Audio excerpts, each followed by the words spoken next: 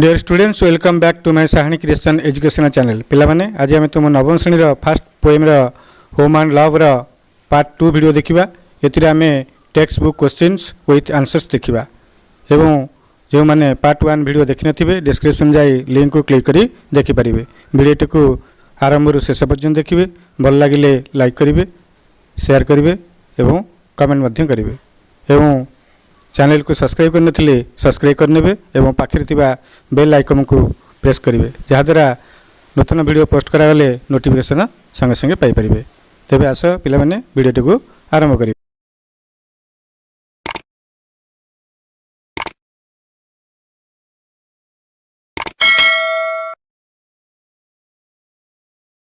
Text book question answer let's understand the poem आस पद्य को बुझा। Question I. Which words are important in the first line of the poem? पद्यर प्रथम धाड़ी रे गुरुत्वपूर्ण शब्द गुड़िक कौन?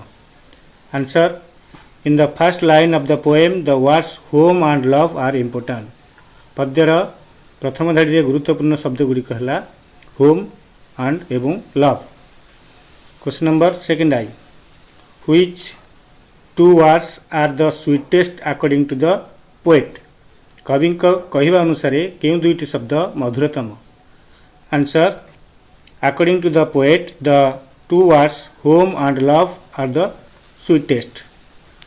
कवि अनुजाई होम एवं लव ए दुईटी शब्द मधुरतम अटे। Question number third I. Do you think that the meaning of home and love are very wide and gracious? Discuss। Home एवं लव दुईटी शब्दर अर्थ अति व्यापक और मधुरमय आलोचना कर। Answer yes, I think that meanings of home and love are very wide and gracious। हाँ मु भावुची home एवं lover अर्थ व्यापक और मधुरतम अटे। Question number 5. How many times does the poet repeat home and love? कवि केते थर होम एंड लव शब्द कवितार व्यवहार करियछंती? Answer the poet repeats home and love 7 times. कवि होम एंड लव 7 थर व्यवहार करिछंती। Question number B. How does the sweetness of home link up with love? किभली भाव में घर मधुरता प्रेम सहित जोड़ी हो रही है?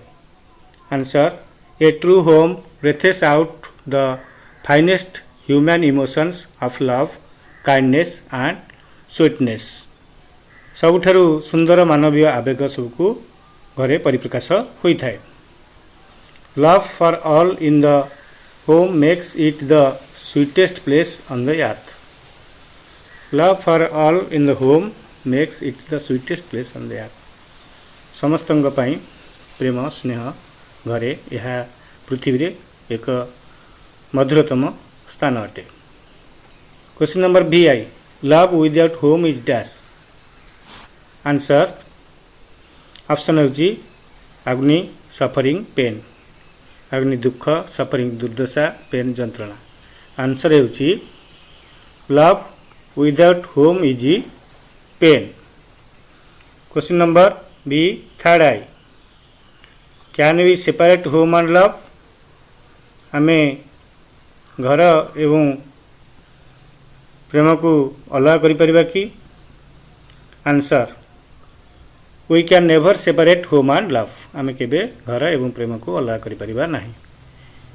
Question number B third I. When do you sing the whole day long? तुमे केतेबेले दिन सारा गीत गाई परिबो? Answer we sing the whole day long when we have both home and love. आम पाखरे जेतेबेले घर और प्रेम उभय थिबो आम सेतेबेले दिन सारा गीत गाई परिबा। Question number I X. When angels talk in heaven above what do they lack? जेतेबेले स्वर्ग रे थाई परी माने गीत गाती बा कथा कहती सेमानक पाखरे कौन न थाए?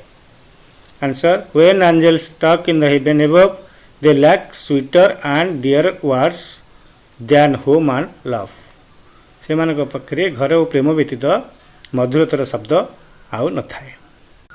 लेट्स अप्रिशिएट द पोएम आस कविता को हृदयंगम करवा।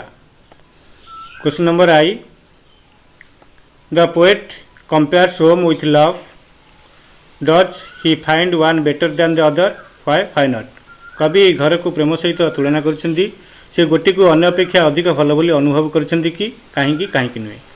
Answer the poet compares home with love no he does not find one better than the other because both are complementary to each other.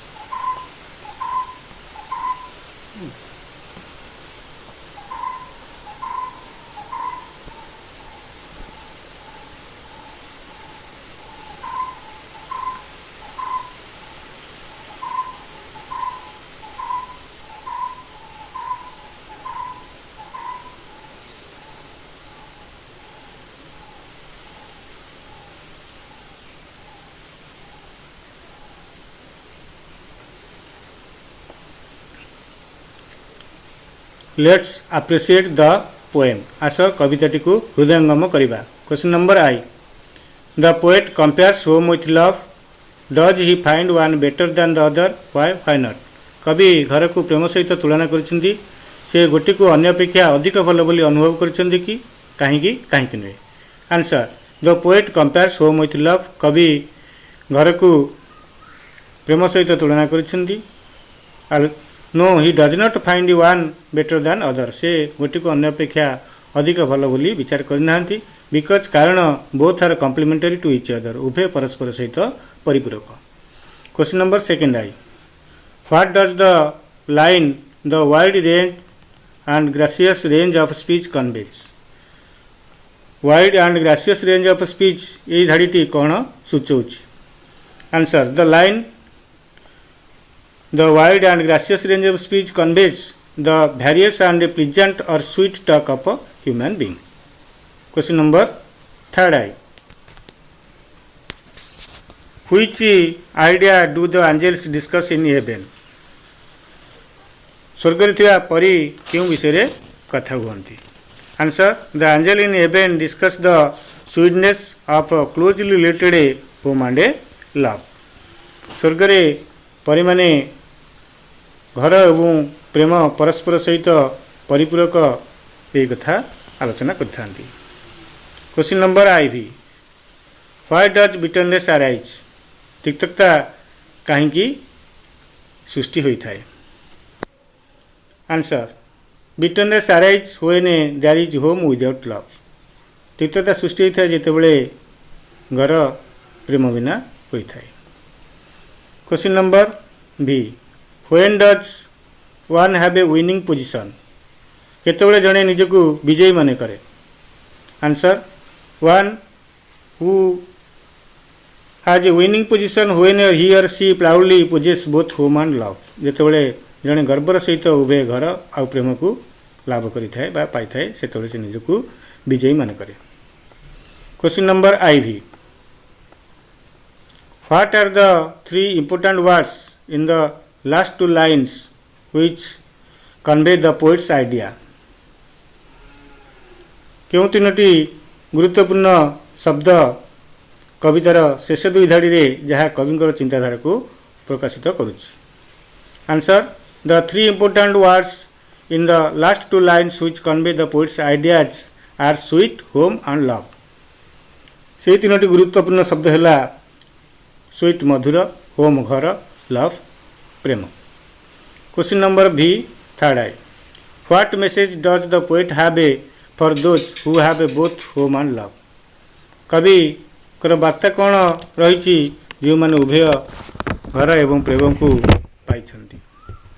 Answer the poet has a valuable message in the poem कविंकर गोटे गुरुत्वपूर्ण वार्ता रही पद्य according to him अनुजाई the people who have both home and love लोक मैंने जो मान पाखे घर एवं प्रेम रही are truly great and blessed one से माने प्रकृति में महान एवं ईश्वर आशीर्वाद प्राप्त कर ये होम एंड लव पद्यर अंडरस्टैंडिंग एवं वर्ड मीनिंग आउ टेक्स्ट बुक क्वेश्चन आंसर तेणु वीडियोटी को आरंभ शेष जाए देखु भल लगे लाइक करूँ सांगसाथी मान सहित शेयर करूँ एवं चैनल को सब्सक्राइब करनथिले शीघ्र सब्सक्राइब कर नियंतु कारण नूतन वीडियो पोस्ट करागले तार नोटिफिकेशन संगे संगे पाई परिबे।